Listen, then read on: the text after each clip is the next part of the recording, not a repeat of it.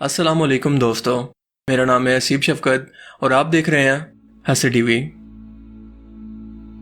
Pyramids या अहरामों का नाम सुनते ही हमारे दिमाग के अंदर सबसे पहले अहराम मिस्र का नाम आता है, जिन्हें आज से तकरीबन 2500 से 300 कबल मसीह के अंदर बनाया गया। मिस्र में गजा के मकाम पर सबसे बड़े 3 अहराम खुफू, खाफरा और मेनकावर दुनिया के अजायबात में से पहले नंबर पर हैं। इनमें से सबसे बड़े अहराम का नाम है खुफू या चौपस, जो कि 13 एकड़ रकबे पर फैला हुआ है, यानी ये आज के दौर के 16 फुटबॉल के ग्राउंड जितना बड़ा है।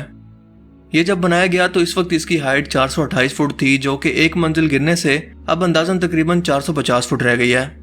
इसकी तामीर में 2,50,000 चूने के पत्थर के ब्लॉक इस्तेमाल किए गए, जिनमें से हर एक पत्थर का वजन 2.5 टन से लेकर 300 टन तक जा पहुंचता है। अगर खुफू के अहराम को 30 सेंटीमीटर की चौड़ाई के अंदर काटा जाए तो पूरे फ्रांस मुल्क के चारों तरफ 1 मीटर ऊंची दीवार बनाई जा सकती है। खुफू का अहराम 20 साल के कलील अरसे के अंदर तैयार हुआ और इसकी तामीर में इस्तेमाल होने वाले पत्थरों को अहराम से 800 किलोमीटर दूर मौजूद शहर असवान से लाया जाता। और आज के दौर के अंदर हमारी जदीद तरीन मशीनरी भी इन भारी तरीन पत्थरों को उठाकर इनसे किसी अहराम जैसे स्ट्रक्चर को नहीं बना सकती। इवन के हमारे हेलीकॉप्टर भी इस काबिल नहीं है कि 300 टन वजनी पत्थर को उठा सकें। इन अहरामों की बनावट के अंदर मैथमेटिक्स के असूलों को देखकर जदीद साइंस भी हैरान और परेशान रह जाती है। आज के जदीद तरीन सुपर कंप्यूटर को जब अहराम का डिजाइन तैयार करने का कहा गया तो अहराम का डिजाइन और इसमें इस्तेमाल किए गए मैथमेटिक्स के असूल इतने ज्यादा मुश्किल थे कि सुपर कंप्यूटर को सिर्फ इसका डिजाइन तैयार करते हुए 1000 घंटे लग गए। सैकड़ों टन वजनी पत्थर को इस महारत से एक दूसरे के ऊपर रखा गया है कि इनका दरमियानी फासला 1 इंच के 50वें हिस्से के बराबर है। तसव्वुर करें कि सैकड़ों टन वजनी पत्थर और इनके जोड़ों के दरमियान इतना फासला भी नहीं है कि एक सुई तक अंदर जा सके। इन अहरामों की बुनियादें तो चकोर हैं, लेकिन इनके पहलू तकोन की तरह बने हुए हैं। ये तकोने ऊपर जाकर एक नुक्ते के अंदर मिल जाती हैं और इसका हर एक जाविया बिल्कुल सीध के अंदर मौजूद है। और इन अहरामों की सबसे खास बात यह है कि इनके अंदर का टेम्परेचर बिल्कुल कांस्टेंट रहता है, यानी कि 20 डिग्री सेल्सियस। बाहर चाहे आंधी हो, बारिश हो, गर्मी हो, सर्दी हो, अंदर का मौसम बिल्कुल कांस्टेंट रहता है या बिल्कुल एक जैसा रहता है, यानी कि 20 डिग्री सेल्सियस। 3800 साल तक खुफू अहराम के सर पर दुनिया की सबसे बुलंद तरीन इमारत का ताज रहा। तो फिर सवाल यह है कि आज से हजारों साल पहले जब ऐसी किसी मशीनरी या टेक्नोलॉजी का नामो निशान नहीं था, इन पिरामिड्स को किसने और क्यों बनाया? आज भी बहुत से साइंटिस्ट इसे एक्सप्लेन करने की कोशिश तो करते हैं, मगर किसी के पास इसका कोई तसल्लीबख्श जवाब नहीं है जिसे साइंटिस्ट साबित कर सकें। हाँ, अलबत्ता मफरूजात बहुत सारे हैं और मफरूजात के बारे में तो हम लोग जानते हैं कि वो वक्त के साथ बदलते रहते हैं, इसलिए हम उनके ऊपर रिलाई नहीं कर सकते। कुछ साइंटिस्ट का मानना है कि इन्हें इस वक्त के मिस्र के बादशाह, जिन्हें फिरौन कहते थे, ये लोग इसे अपनी आखिरी आरामगाह के तौर पर तैयार करवाते, क्योंकि इनके यहाँ इस वक्त ये रस्म थी कि मरने वाले फिरौन के साथ इसके खजाने, खाना पीना, मुलाजिम और बीवियों को भी दफना कर इसके साथ रखा जाता, क्योंकि इन लोगों का मानना था कि वो मरने के बाद एक बार फिर से बेदार होंगे और इन्हें इन सब चीज़ों की इस वक्त भी ज़रूरत पड़ेगी। जबकि कुछ साइंटिस्ट इन्हें एलियन से जोड़ते हैं जो किसी ज़माने के अंदर इस ज़मीन पर उतरे और इन स्ट्रक्चर को अपनी टेक्नोलॉजी और ताकत की निशानी के तौर पर ज़मीन पर छोड़ गए। लेकिन आज भी ये एक पहेली है और दुनिया के 7 अजूबों में से एक है। हैरत की बात तो यह है कि अहराम मिस्र सिर्फ मिस्र के अंदर मौजूद नहीं है जैसा कि आमतौर पर लोगों को लगता है, बल्कि ये अहराम पूरी दुनिया के अंदर फैले हुए हैं। जी हाँ, आपने सही सुना। ये चीन से लेकर शुमाली अमेरिका तक और हत्ता के समंदरों के अंदर भी कई इमारतें अहरामों की शक्ल के अंदर मिली हैं। मिस्र में 100 के करीब अहराम मौजूद हैं, मगर इससे डबल सूडान के सहराम है। इसके अलावा 30 के करीब मैक्सिको मुल्क के अंदर भी मौजूद हैं, जिनकी शेप के अंदर थोड़ा बहुत फर्क तो है, लेकिन इन सब का बुनियादी स्ट्रक्चर बिल्कुल एक जैसा ही है।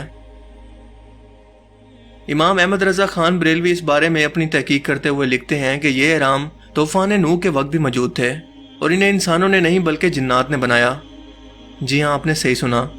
बिल्कुल ऐसे ही जैसे हज़रत सुलेमान अलैहिस्सलाम ने जिन्नात से हैकल सुलेमानी की तामीर करवाई, और कहा जाता है कि अहराम मिस्र की तामीर हज़रत आदम अलैहिस्सलाम के दुनिया पर आने से भी तकरीबन 14,000 साल पहले ज़मीन पर बसने वाली एक मखलूक के हाथों हुई, यानी कि जिन्नात से, क्योंकि इस वक्त दुनिया पर सिर्फ जिन्नात बसते थे, जिसका हवाला हमें कुरान पाक की सूरह अल-बकरा से भी मिलता है कि जब हज़रत आदम अलैहिस्सलाम को तख्लीक किया गया तो फरिश्तों ने सवाल किया कि ए अल्लाह, क्या आप ज़मीन पर फिर से एक ऐसी मखलूक को बनाने वाले हैं जो फिर से फितना और फसाद मुब्तला करेगी? यानी कि इंसानों के बनने से पहले यहाँ पर जिन्नात आबाद थे। हज़रत नूह अलैहिस्सलाम की उम्मत पर जिस रोज़ समंदरी पानी का तूफान नाजिल हुआ, इस दिन रजब की पहली तारीख थी और इस तूफान के अंदर शदीद बारिश भी हो रही थी। ज़मीन से भी पानी उबल रहा था। अल्लाह के हुक्म से नूह अलैहिस्सलाम ने जो कश्ती तैयार फरमाई थी वो 10 रजब को तैरने लगी और इस कश्ती पर 80 आदमी सवार थे, जिनमें से 2 नबी थे, यानी हज़रत आदम अलैहिस्सलाम और हज़रत नूह अलैहिस्सलाम, क्योंकि हज़रत नूह अलैहिस्सलाम ने इस कश्ती पर हज़रत आदम अलैहिस्सलाम का ताबूत भी अपने साथ रख लिया और इस कश्ती के एक तरफ मर्द और दूसरी तरफ औरतें बैठी थीं।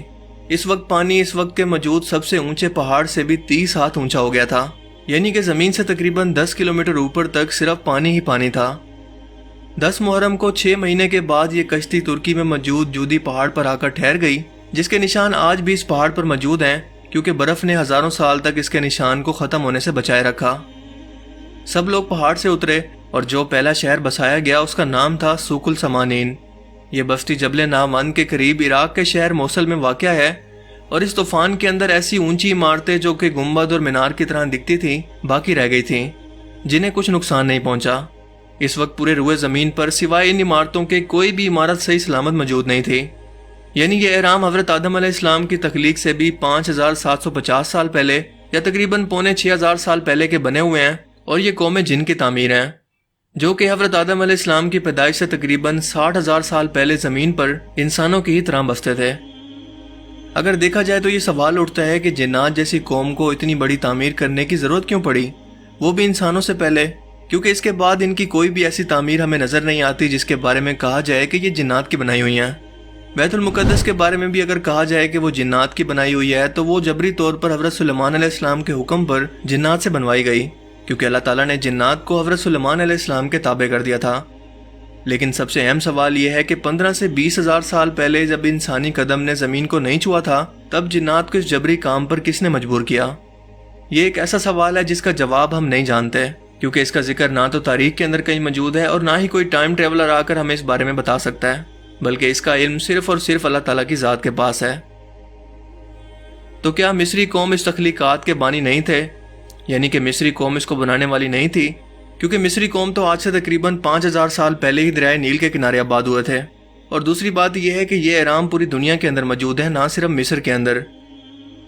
तो क्या अहमद रजा खान बरेलवी के मुताबिक जिन्नात ही इनकी तामीर के जिम्मेदार थे? क्योंकि 250 टन वजनी पत्थरों को सतह ज़मीन से 6000 फुट ऊपर लेकर जाना आज के जदीद दौर के हेलीकॉप्टर के बस की बात नहीं है। हाँ, हवाई जहाज इतना वजन उठा सकते हैं, लेकिन मतलूबा मकाम तक बिल्कुल दुरुस्त तरीके से इनको पहुंचाना इनके औकात से भी बाहर है। हत्ता कि 250 टन वजनी पत्थरों को 6000 फुट की बुलंदी पर पहुंचाया गया और इसके बाद इन एहरामों को तामीर किया गया, या फिर इसे वाकई ही किसी खलाई मखलूक का कारनामा समझा जाए। खिलाफत अब्बासिया के 7वें खलीफा मामून रशीद के बारे में कहा जाता है कि वो इस्लामी दुनिया के अकेले ऐसे बादशाह हैं जिनको इल्मी और तहकीकी काम का शौक था। उन्होंने ऐलान कर रखा था कि जो भी शख्स इनके लिए किताब लिख कर देगा या किसी गैर मुल्की किताब का तर्जमा अरबी ज़बान के अंदर करेगा तो वो इसको इस किताब के वज़न के बराबर सोना इनाम में देंगे, और साथ साथ इस किताब में मौजूद इल्मी मवाद के लिहाज से इसे इनाम कराम से भी नवाजा जाएगा। इसी वजह से दुनिया भर के स्कॉलर्स और साइंटिस्ट मामून रशीद के पास इकट्ठे हो गए। इस वक्त मिस्र इस्लामी दुनिया के कब्जे में था। जब खलीफा को यहाँ मौजूद कुछ अजीब व गरीब इमारतों का पता चला और साथ में ये भी पता चला कि इसके अंदर मिस्री बादशाहों को अपने खजानों के साथ दफनाया गया है, तो मामून रशीद अपने साथ सैकड़ों रिसर्चर्स को लेकर इस जगह के लिए निकला और आजकल जहाँ अबुल हलूल का मुजस्मा है इसके ऊपर पड़ाव डाला। इन्हें सख्त मायूसी इस वक्त हुई जब इन्हें एहराम के अंदर दाखिल होने का कोई रास्ता ही नहीं मिला। आखिरकार खलीफा ने एहराम को तोड़कर रास्ता बनाने का हुक्म दिया, लेकिन एहराम इतने मजबूत थे कि इस पर कोई भी चीज़ असर नहीं कर रही थी। फिर इन्होंने ये तरीका निकाला कि पत्थरों को पहले गर्म करते, इसके ऊपर फिर ठंडा पानी डालते जिससे पत्थर टरक जाते, और इस तरह से रोज़ 1 फुट के हिसाब से रोज़ आगे जाने का रास्ता बनाने लगे और आखिरकार इनकी पहुंच क्वीन चैम्बर और किंग चैम्बर तक हो गई। लेकिन यहाँ पर खजाना तो दूर की बात, ममियाँ भी मौजूद नहीं थी। मामूनुल रशीद दिल बर्दाश्ता होकर वापस चला गया और सारा का सारा काम वहीं का वहीं रह गया।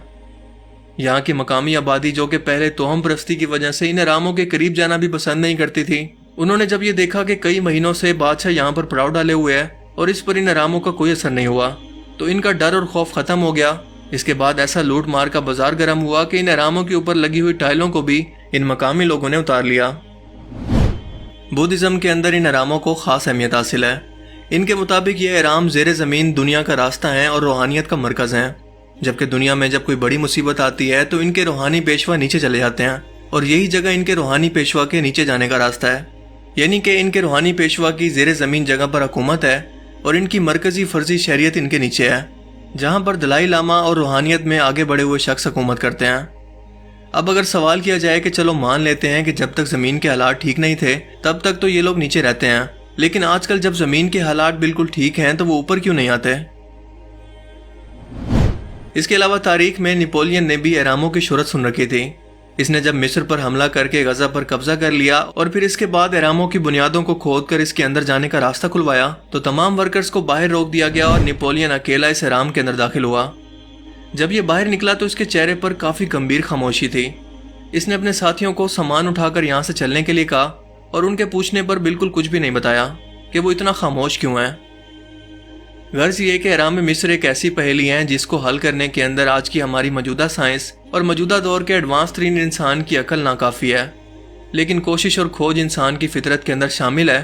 और अब ये देखना है कि ये फितरत इसे कहाँ तक ले जाती है कि हज़ारों साल से नेचर और वक्त की मार को झेल कर वक्त और इंसानों को चैलेंज करने वाली ये पहेली आखिर इंसानों के हाथों कब हल होती है और हल होती भी है कि नहीं। मेरा अपना ज़ाती तौर पर यह मानना है कि यह किसी इंसानों जैसी मखलूक का काम नहीं है, बल्कि जिन्नात का ही काम है जो कि ताकत के अंदर बेमिसाल होते हैं। लेकिन आप इस बारे में क्या सोचते हैं? अपनी कीमती राय का इजहार कमेंट सेक्शन में ज़रूर कीजिएगा। अगर आपको ये वीडियो अच्छा लगा तो इसे ज़रूर लाइक कीजिए और अपने दोस्तों के साथ भी ज़रूर शेयर करें। अब मैं मिलूंगा आपसे किसी ऐसी ही नई इंटरेस्टिंग वीडियो में। तब तक के लिए अपना बहुत सा ख्याल रखिएगा। Thanks for watching this video. अल्लाह हाफिज़।